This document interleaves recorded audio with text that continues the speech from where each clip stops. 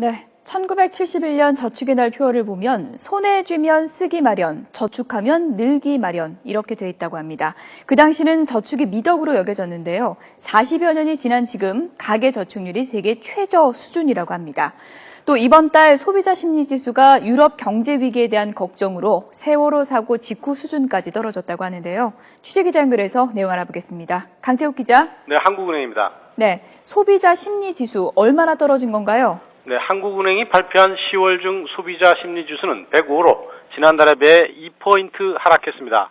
소비자 심리지수는 소비자들의 경제 상황에 대한 심리를 종합적으로 보여주는 지표입니다. 지난 8월과 9월 107로 제자리를 맴돌다 세월호 사고 직후인 지난 5월 수준으로 다시 떨어진 겁니다.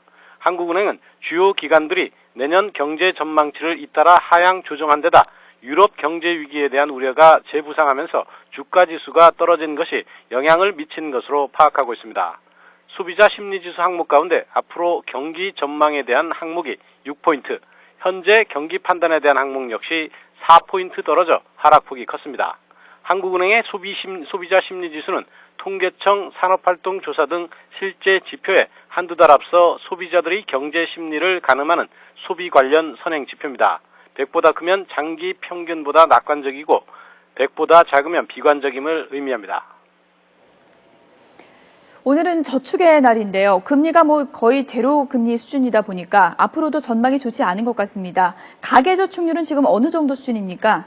네, 한국은행은 지난해 가계 순저축률을 4.5%로 1년 전 3.4%보다 1.1%포인트 높아졌다고 밝혔습니다. 일시적으로 높아지긴 했지만 가계 저축률은 2001년 이후 5%를 넘은 경우가 2004년 8.4%와 2005년 6.5% 두 차례뿐일 정도로 하향 추세를 보이고 있습니다. 서울올림픽이 열렸던 1988년 24.7%로 정점을 찍고 1990년대 평균 16.1%를 기록하며 하락세를 이어가다 2000년대 들어서는 아예 한 자릿대를 기록하고 있습니다. 재작년 기준 한국의 가계 저축률은 3.4%로 OECD 평균인 5.3%에 비해 훨씬 못 미치고 있습니다. 9에서 13%에 달하는 독일, 프랑스, 스위스 등 유럽 주요 국가는 물론 저축 안 하기로 유명한 미국의 4.2%보다도 낮은 수준입니다. 이처럼 가계 저축률이 하락한 요인으로는 가처분 소득의 증가율 둔화를 들 수 있는데 한마디로 저축할 수 있는 돈이 없다는 겁니다. 이는 우리 사회 고비용 구조가 이유인데요.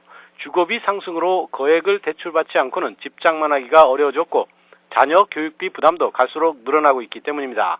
여기에 금리 하락으로 저축에 대한 유인이 줄어든 것도 한몫하고 있습니다. 저축은 중장기적으로 기업 투자에 영향을 미치는 만큼 저축률 하락을 이대로 방치해서는 안 된다는 지적이 나올 수밖에 없는 상황입니다. 지금까지 한국은행에서 YTN 강태욱입니다.